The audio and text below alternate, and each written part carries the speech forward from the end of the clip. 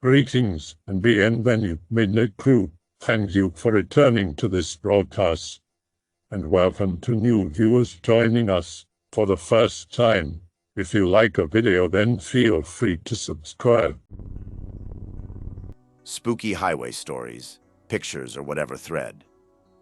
I don't have any stories personally, but someone posted this in a thread the other night, and it got me thinking on how unsettling highways can be, especially at night.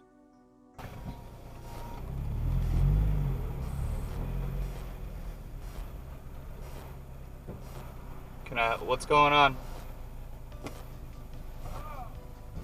Can I help you with something? Yes.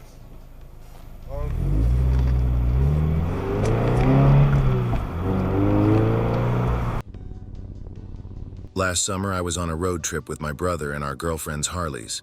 There are a million explanations for this. We have gone over, and it could just be another case of road fatigue or highway hypnosis. 3 days on the road, not much sleep. It's about 3 a.m. Brother has an old panhead with a lot of problems. His bike starts to have problems shifting gears. Common problem with old Harley. We pull off the highway on the next exit, stop at a gas station and fill up. Girlfriend says she's creeped out for some reason. We pull into a church parking lot and try to fix his bike. We got it running again, but it's foggy and not in the best riding condition. We decided to stay at the motel across the street. There's a little diner there that is open 24 hours. Go in, get some food, and there's a few truckers there. We sat at the counter a few booths away from them. One of them comes up to us and asks if we're hitting the road again and warns us of a bad storm coming in. We talk to them for about a half hour, and they start telling us creepy road stories. The next day we hit the road again. Later that night we got trapped in a thunderstorm. We rode for about 2 miles and decided to take shelter. Find an exit ramp and follow some road for about a half hour before we start to see civilization. We end up at some old abandoned tourist trap. Riding around for a while, we finally found a little restaurant. We go in, and the same group of truckers are sitting there eating. WTF. We approach them and say hi again. They say we warned you about that storm. We sit with them for a while and eat. One guy starts to tell us a story about road demons. He tells us a story about some old guy who was riding home from Mexico one night.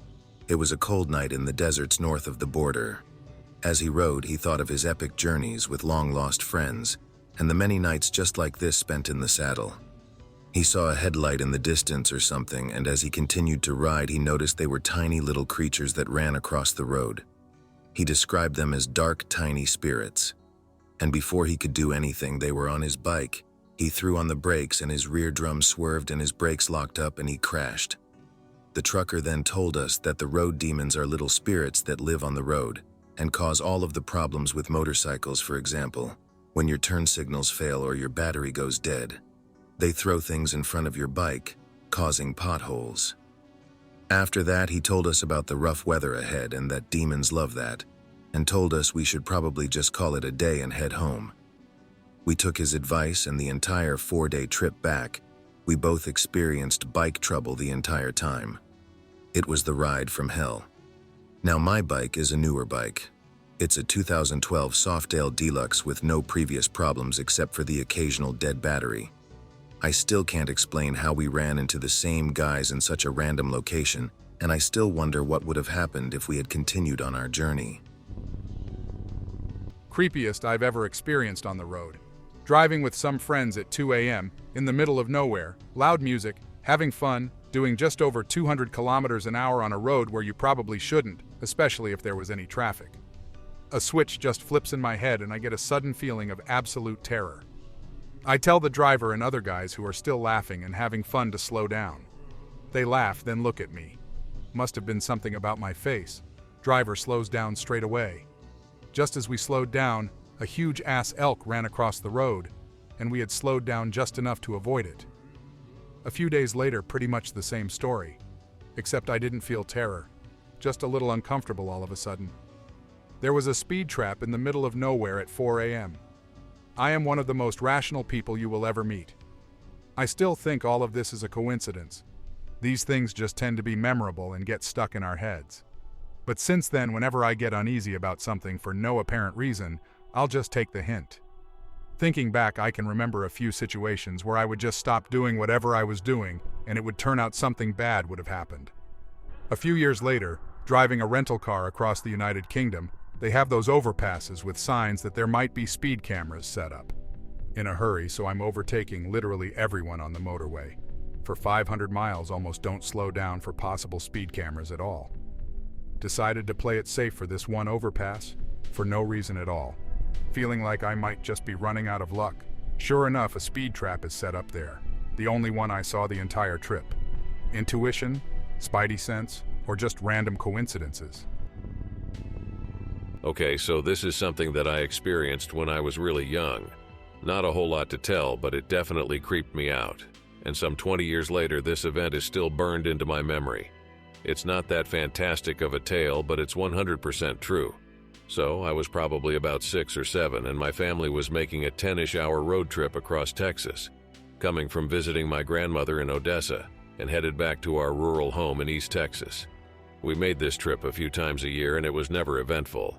But this time we were bringing back a bunch of junk that my grandmother had been hoarding for some time. Packed up in a U-Haul trailer we were pulling behind the car.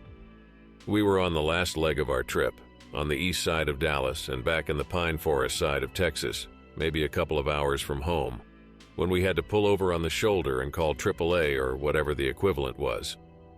I don't remember what was wrong with the car, but I know I didn't have to get out of the car and we didn't have to get towed, so I don't know, maybe it was a flat on the trailer that had to get fixed or something. I was really too young to be aware of details like that. So it's pretty late, like 2 or 3 in the morning, and my dad, mom, younger sister, and myself are all packed in the car waiting for roadside assistance to show up. And I was killing time staring out the window watching the starlight mostly. I had a fascination with UFOs even at that age because my parents let me watch the X-Files and stuff like that. So I was always wanting to catch a glimpse of something strange in the sky. Anyway, as I was checking things out, I noticed a bright light out in the woods, quite a ways off. And at the time I was thinking it was like a floodlight on a pole or something that someone living out there had mounted up around their house. We lived in a wooded area and had similar lights set up around our house, so it seemed plausible, and it was definitely stationary. Nothing really remarkable about it other than it was bright. While I was examining it though, I heard this sort of whisper saying, "Watch out for the bear man." I thought my mom had said it, and I remember asking her who the bear man was. But she had no idea what I was talking about, which made me really uneasy. I eventually drifted off to sleep while I was staring out at this light, and woke up to the flashing lights of our roadside assistance. All the lights were on in the car, and my parents were talking about what time we'd be able to make it home. For the moment, I forgot about the light in the woods, and it was pretty chill. I was stiff and ready to get home and in a real bed. Whatever repair it was we needed, it was just about done. And in a few minutes, the roadside guy left and my folks flipped off the interior lights, cranked up the car, and we were on our way home. When we pulled off the shoulder, though, I looked out the window, and I will never forget this chilled feeling I had when I saw that the blue light was much, much closer to the highway than it had been when I fell asleep. I kept quiet, but I wanted to cry for how strangely terrified I felt. And I've never forgotten that encounter, or that quiet whispering I heard. Okay, this isn't scary in a paranormal way, just life-threatening. Be me. 16. Living in Guatemala as missionaries. You haven't seen dangerous roads until seeing the ones in Central America. Local military armed and dangerous during transport. Cartels who often hijacked vehicles. Chicken buses going over 90 kilometers per hour and pulling over on top of anyone they want. School buses pimped out for public transport. Google it. Motorcycles running up in between lanes. Oftentimes it's the motorcyclists who will rob you. Thankfully, it did not happen to us. Only about 2 stoplights in Guatemala City and surrounding areas. Very likely to get robbed at a traffic light. Anyways, onto the highways, road to coast. Asshole chicken bus drivers. People who pretend to have car troubles who will rob, assault, and kill you if you try to help. Most cars down there have no working lights, so a motorcycle could be right beside you at night, and you won't notice. Seriously, 3 cars in front of you, total of 1 working brake light amongst all 3. Occasional truck going really slow because it's a tiny Toyota driven by a farmer carrying a load of people and pineapples. At night, and you can hardly see any of it. Terrifying. Cops aren't worth anything either. You get robbed, don't call the cops, they'll rob you too. The most weirded out I've ever been was driving back from Phoenix to Vegas. It was about 2 a.m. outside of Boulder City, before the Hoover Dam, and a man ran out of nowhere in a full orange jumpsuit, waving his arms like his life depended on it. He was either covered in mud or blood, and he just had this wild sheen to his eyes when the headlights hit him. That was terrifying. Of course, we didn't stop, but I called the cops and no one could forward me to the right authority to help. 911 went to Kingman, which was clearly too far away. They forwarded me to the Nevada Highway Patrol, who told me it was Boulder City's problem. And Boulder City was like, "We can't help you, that's in Arizona." And I was stuck again. I spent nights looking for anything related to the guy, but never found anything. Another time on the Arizona highway, I saw a man in full cowboy garb just walking down the road, nearly 100 miles from any township I knew of in any direction, and I knew the drive pretty well. I've got one from about 1.5 years ago. So my brother moved to a small town to study at a nearby university. Everything went pretty smooth. His apartment was just about set after a day or two. Anyway, me, my brother and my mother decided to try to find some place to eat since it was late, and we hadn't had anything to eat since noon. We were not familiar with the neighborhood, so we kind of just cruised around, trying to find some restaurants, but everything was closed. I soon fell asleep in the back seat, but my brother told me the next day that when I was asleep, a car had started to tail us. Neither my brother or mother didn't notice at first, so they just kept on driving. Since neither of them knew the town, they accidentally ended up in the nearby woods, and then noticed that the car that was still following us shut off, its headlights. A bit strange, they thought, but didn't pay too much attention to it. They soon found a lighted roadside parking lot, which they drove into so they could turn around and get back into town. So did the other car. Now they were getting suspicious, while I was still sleeping. For obvious reasons, they didn't want to stop and check what the heck was wrong with the other car, so they just started driving back to town. And the other car was still following with its lights off. My mother thought that she would try to turn on the blinkers in the middle of the curve at the next turn in an attempt to shake him off, and she did.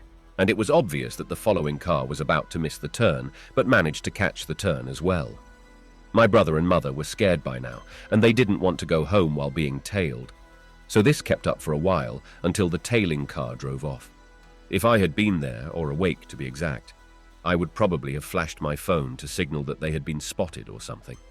I'd like to know what would have happened if we had stopped the car. Not a highway, but a road story. OC, by the way, happened last year. Background. Me and a friend live in an area with a lot of hills and like to drive on a hill, park, have some cigs, and talk about random stuff in the evening or at night. A friend got a new car. We decide to drive out and do the above described. 9 p.m., late summer, it's getting dark. Drive along a lonely forest road. It's a rather rural area. See somebody walk across the street in the middle of nowhere, but he's across and disappears. While we pass the point of the road he crossed, we don't give any damns and go on getting uphill. A pack of cigs, 3 hours and a lot of talking later, we head back. Fog everywhere. .jpg. Drive slow. See somebody leaning his shoulder to a tree roughly 500 yards before the spot. We saw the guy cross the street earlier. Drive 10 miles per hour at max cause of the fog. As we had passed him and drove about a quarter of a mile, we talked and decided to get back and ask if everything was all right and if he needed help. Turn and drive back. He's still standing there. Open the window and ask if he's all right. He comes off to the car, not saying a word. See the hunting rifle in his hand as he approaches, half hidden behind his body. Shout at my friend, he's got a gun. She hits the gas and we drive off. We live in Europe, and it's not common to see people with guns here. Sometimes you see a hunter, but they wear hunting clothes in green and orange, and this guy was all casual. Jeans, hoodie, and sweater. And usually if you meet a hunter around here, he'll tell you that he is a hunter and not a damn psychopath. Not me, but Dad. He never misses a detail when telling it, so I'm inclined to believe him. Driving back from visiting wife from hell's family, at the time, ex-wife now, a shoddy small town. Almost 2 hours from the city. 11 p.m. She was talking and talking, and the radio was on very low. He just drowned out her voice, so it was all white noise, basically. Suddenly, no cars in front, no cars in back. A guy on a horse appears a little ahead, and they slowly catch up. Horse is barely jogging, but it takes almost a minute to catch up to it. They're going at about 40 miles per hour. She shuts up because they both feel something's wrong. There's tall grass next to the road. No trail. Too tall for a horse to be jogging so comfortably. Also, the horse's pace is too calm to be going as fast as it's apparently going. They catch up to it and they both take a good look at the guy. White hands, pale brown clothes, cloth hoodie. He can't look at his face. Hoodie covers it up. Look down, bare feet, also white. Limp legs even if the body was upright. Limp enough to note. They slowly pass him. Neither of them looks back, and to this day they don't know why. After a minute, some cars appear, everything goes back to normal, says he didn't notice the radio was still on while it happened, and maybe it wasn't. He's a complete atheist, but he swears by this story, and she confirms. He also often joked she should have stretched her arm to see if he was tangible. Whenever he said it in front of her, she would shudder and say, "What if it took me?" We wouldn't have minded. Not a highway, but related. At the start of last year, I was driving home from a friend late at night, maybe around 2. I was about to send my album to a CD pressing factory, so I was taking all the opportunities I had to test the final version. The road I was on has a rather long stretch, 20 kilometers or so, where there are no road lights or houses. I knew there was a bus stop coming up, so I decided to stop there and test the CD at very loud volume on the car stereo, because I wouldn't be bothering anyone by doing so. As I was standing there in complete darkness for about 10 minutes, I noticed a car passing the bus stop.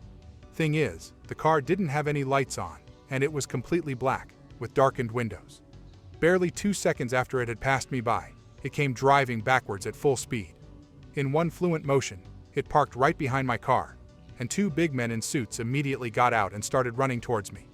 Needless to say, I started my car as fast as I could and drove away. But then they started chasing me, matching my speed no matter how fast I was going. A roundabout came up, so in my panicked state, I decided to just keep driving circles on it. They kept following me for 2 full circles, and then finally gave up and drove off into the darkness. I drove the rest of the way home with a myriad of unnecessary detours, just in case I was being followed. I parked my car a few blocks from where I live, just in case they would go looking for it for some reason. I still don't know what that was all about. The only 2 things I could come up with was that they were either some kind of undercover agents, but then their sudden disappearance wouldn't make sense, or people who thought I was a drug dealer standing there waiting for clients to approach me, but then they wouldn't come running at me, nor would they follow me once I drove off. I hate to imagine what would have happened if I had not followed my instinct and bolted. This really happened, although like all incredible stories, I must say nobody believes me. When I was 17, I drove my girlfriend the 80 miles from our town to Cape May, New Jersey. It was January, and the city was completely dead. The traffic lights blinked yellow and red on the main drag.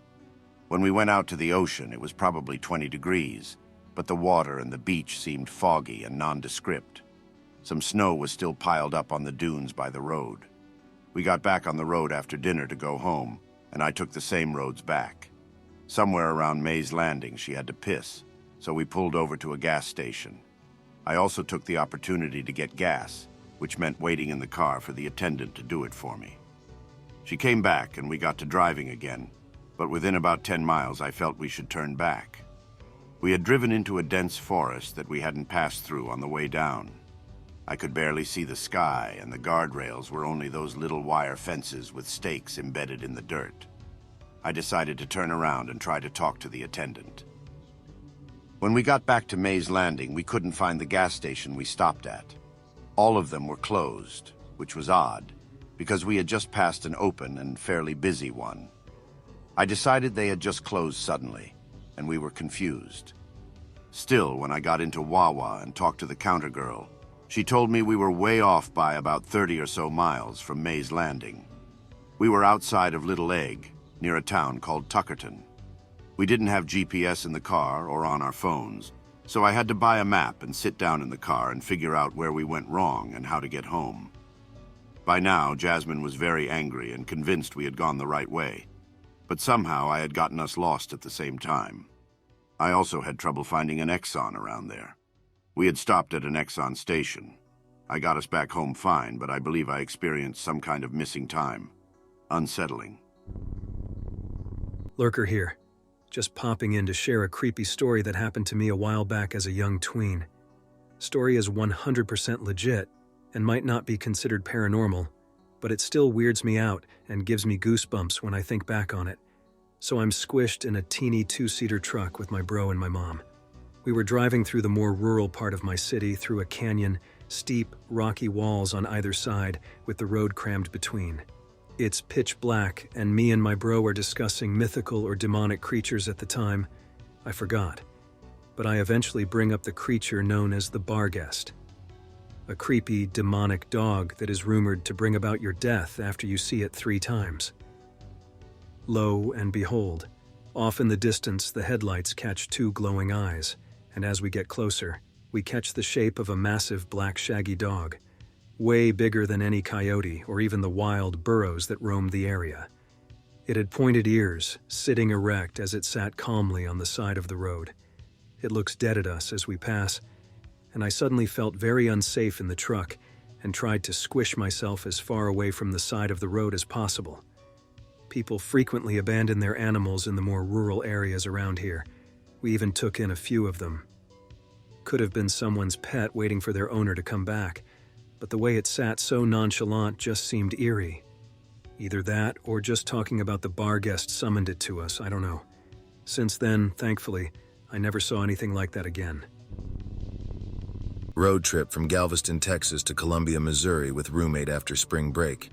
I've been driving since 7 a.m. It's not about 8 p.m. and another hour till we get home. Taking back roads past Springfield because of an accident we encountered trying to get on 44. My turn to drive. Dark. Roads are windy and twist through little towns and housing developments. Roads too windy to use the brights for fear of blinding anyone coming around the turns. My roommate is asleep in the back seat. I'm just cruising along. Come around a turn and there's a girl, maybe high school age, with a huge black dog on the side of the road. A bit creeped out by how suddenly they appeared, but figured she's just taking the dog for a walk. Check mirrors and take the next turn. They're in the middle of the road. Slam the brakes on and shut my eyes because OMFG, I'm going to hit them. I'm going to hit them. I'm going to. Open eyes. Nothing on the road. Roommate was jarred awake by the sudden stop and chews me out for taking turns too fast, relinquish the wheel, because Jesus Christ was I shaken up. Put it down to being tired from driving all day, and don't say a thing about it. Different night. Driving from Columbia, Missouri to Kirksville, Missouri in early December. A snowstorm came down really suddenly when I was leaving. Already dark at 5 p.m., 63 under construction at this point, and unlit for large stretches of highway snow covering most of the lines on the road and a bit of the shoulder. Fortunately, no other cars on the road, so can take my time and not worry much about lane lines. Coming up on Moberly, not quite halfway through, an old ambulance pulls out of a farm road a ways ahead of me. Not talking classic car level of old, just Old Town decrepit, not updated ambulance. Marked with Macon County all over, wonder WTF it's doing so far outside of Macon County. Figure I'll follow it for safety and stay within its tire tracks, follow all the way to Macon. It goes straight through Macon, keeps going up 63. Okay, whatever, keep following it. It goes all the way to Kirksville. Before I put on indicators, it takes more than half the turns I need to get home in the right order, then turns back toward the highway and out of sight. To this day, I'm not sure if it was something supernatural or just a really weird coincidence that they did that. The fact that they were cruising around 3 counties, 2 of which were not within their jurisdiction, was weird enough. The fact that they seemed to know my route back to my house was way eerier.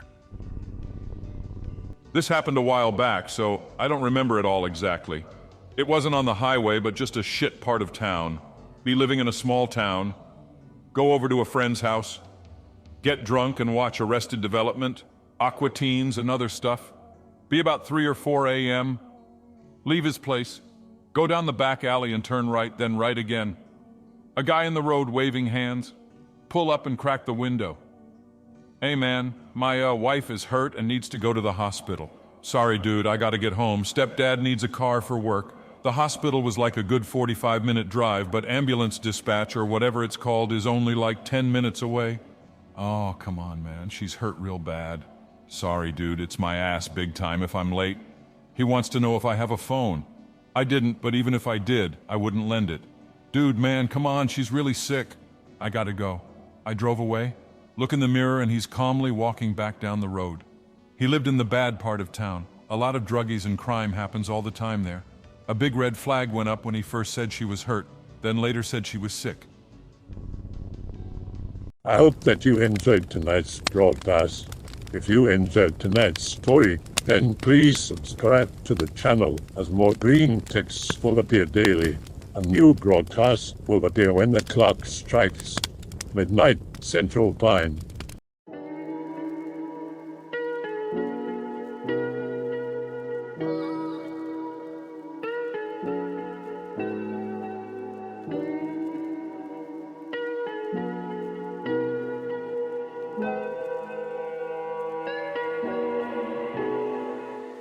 Remember to check out the Odyssey page in the description for a second archive of the channel's videos. There's also a Rumble archive as a backup.